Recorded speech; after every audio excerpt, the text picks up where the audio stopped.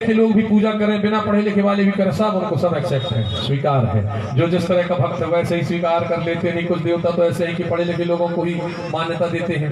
तो एक दिन क्या हुआ कि वो सेवा में लगे थे, तो भगवान का श्रृंगार कर रहे थे, तो वहां से कुछ संत जो है गुजरते हैं। तो संत गुजरते हैं तो इनको देख करके कहते हैं बाणासुर को कि आप ये जो पूजा वगैरह करते हो, भगवान का श्रृंगार वगैरह करते हो तो बहुत अच्छा है, लेकिन मंत्र वगैरह कुछ नहीं बोलते हो, नाम जब कुछ करते नहीं हो, तो फिर ऐसे में शंकर भगवान कैसे खुश होंगे। तो बाणासुर को थोड़ी सी हैरानी हो गई कि मैं पूजा तो ठीक बात है, ये तो जो संत हैं ये सही कह रहे हैं, मंत्र वगैरह तो मेरे से बनते ही नहीं है। तो उन्होंने कहा बता दीजिए आप। तो उन महात्मा जनों ने बाणासुर को कुछ मंत्र श्लोक और जाप वगैरह करने के लिए बताया। बाणासुर जो है वो मंत्रोच्चारण करने लगे, जाप करने लगे, जैसा भी उनसे टूटा फूटा बनता।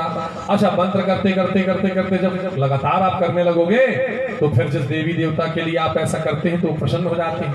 तो भगवान शंकर प्रसन्न हो गए और प्रसन्न होकर के उन्हें दर्शन दे दिए, प्रकट हो गए और प्रकट होकर बोले कि बताओ क्या चाहते हो, क्यों भक्ति में लगे हो, हमें क्यों बुलाया है। बुलाया क्या है, वो तो आराधना कर रहे थे। तो बाणासुर ने कहा प्रभु ऐसा है कि मैं आपकी श्रृंगार करता हूँ, सेवा करता हूँ, तो मुझे समय बहुत लगता है, 2 ही हाथ है मेरी, अब 2 ही हाथ से करता हूँ तो 12 घंटा 15 घंटा ज़्यादा समय लगता है। ऐसा करो आप थोड़ी ज़्यादा हाथ दे दो। तो कहने कितने देर, बोले 1000 हाथ दे दो। ठीक तथास्तु, जैसे उनके भक्त बोले वैसे भगवान बोले। और उनको ये समझाना था कि 1000 हाथ करके लेके क्या करोगे, तो तथास्तु जाओ। अब जो है बाणासुर के 1000 हाथ हो गए। अब बाणासुर भाई जो हैं तो 1000 हाथ से भगवान की सेवा करें तो वो जो 15-12 घंटा में होती थी वो आधा घंटा में ही उनका सबको श्रृंगार हो जाए। अब वो 1000 हाथों को लादे भाग रहे हैं। अब वो बाद में हाथ जो है उनको सिर दर्द बन गए, उनको परेशानी होने लगी। अब बताइए 1000 हाथ किसी की हो जाए, पूरे शरीर में हाथ ही हाथ हो गए। अब वो लय भाग रहे हैं यहाँ वहां। अब उनका बदन सहा नहीं जा रहा तो पत्थरों में पटक रहे हैं, कहीं पहाड़ों में जाके पटक रहे हैं। बड़े दुखी हो गए। दुखी होने के बाद फिर भगवान को ध्यान किया। भोले बाबा फिर प्रकट हुए। बोले आप क्या है, तो बोले आप क्या चाहते हो। अरे बोले चाहते नहीं हो, ये जो दिए हो इनको ले जाओ, वापस करिए, बड़े तकलीफ हो रही है। तो भगवान भोलेनाथ बोले कि जो वरदान दे दिया गया वो तथास्तु हो गया, अब वो वापस होने वाला नहीं है। तो बोले फिर क्या होगा।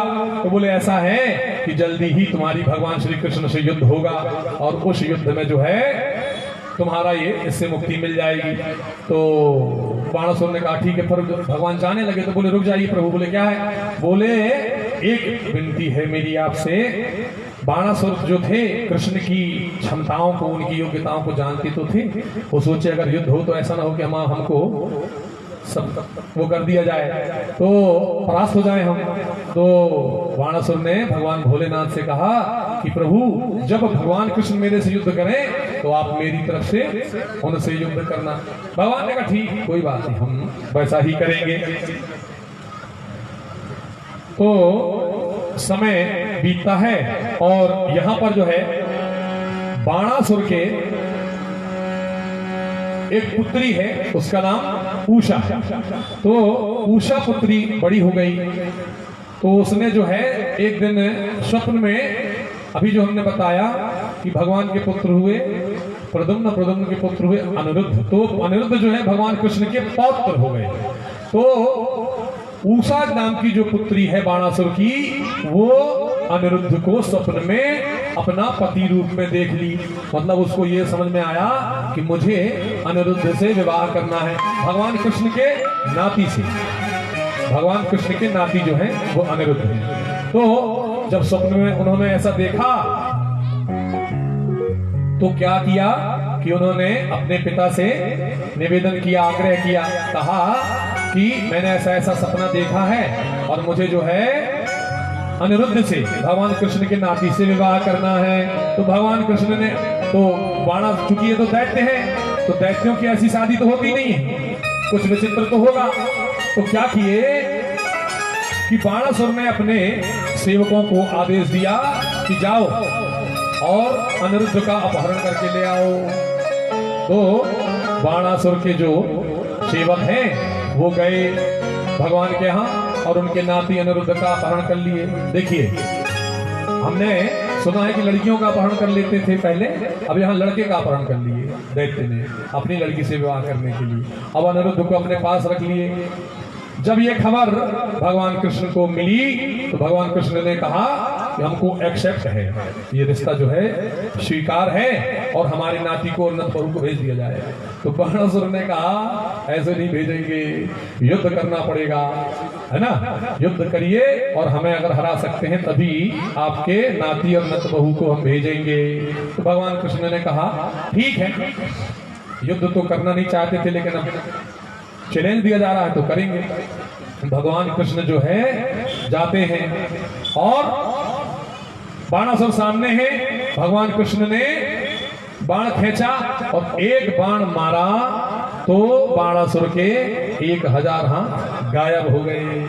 और फिर दूसरा बाण खींचना शुरू किए कि अब दूसरा मार के इनका स्वाहा कर देते हैं। तो जैसे ही दूसरा बाण खींचे तो शंकर जी सामने आ गए, क्योंकि बाणासुर ने कहा था कि जब युद्ध हो तो आप मेरी ओर से लड़िए।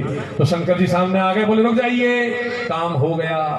बाणासुर को बोले कि तुम्हारा जो 1000 हाथों से दिक्कत थी वो तुम मुक्त हो गए। और कन्हैया जी को बोला रुकिए। तो कृष्ण जी ने बोला कि मैं वैसे भी इसको मारना नहीं चाहता था। क्यों? क्योंकि ये प्रहलाद का वंशज है, प्रहलाद से आया ना, प्रहलाद बलि और फिर ये, है ना, तो मैं इसको वैसे भी नहीं मारना चाहता था। और बाणासुर ने कहा कि मैं भी प्रभु आपसे कहाँ युद्ध करना चाहता था, वो तो ये सब जो 1000 गड़बड़ है इसलिए मेरे को ऐसा करना पड़ा। और फिर जो है भगवान बोले अवध्योयं मामाप्येष वैरोचनी सुतो सुरः प्रहलादाय वरो दत्तो नावध्यो में तवान्यः दर्पोपशमनायासि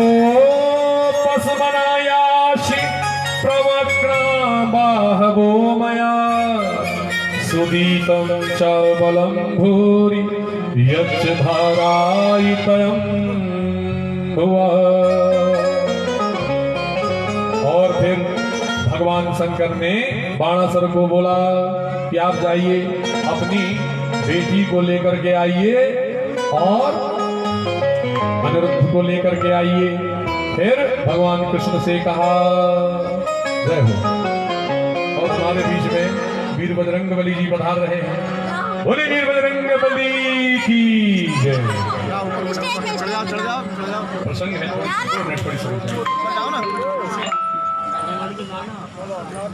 थोड़ी सा प्रसंग हो जाए, आप ले यहीं पे बैठे रहो, यहीं पे बैठ जाओ, ले कुर्सी ले। और फिर शंकर भगवान ने आदेश दिया कि कृष्ण जी को कि आप अपनी पौत्र और पुत्र वधू अनिरुद्ध और उषा को अपने साथ ले जाइए।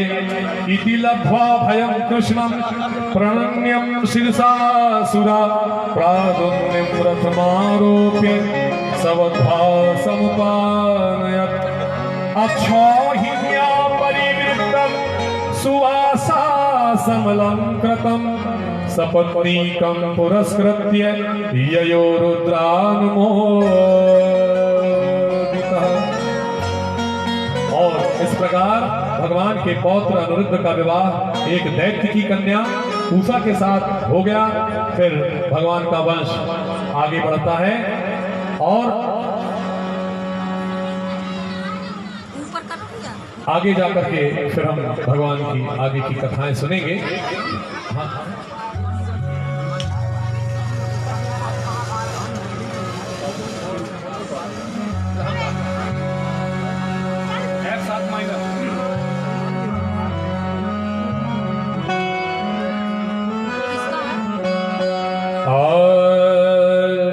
देखिए हमारे सामने भगवान श्री राम के परम भक्त वीर बजरंगबली जी छोटे से बने हुए हैं बाल रूप में। और इनका क्या कहना है, हनुमान जी कहते हैं कि अगर हमें भगवान को पाना है तो किन के पास जाना पड़ेगा, संतों के पास जाना पड़ेगा। अनिल भाई क्या फिर से चालू करो।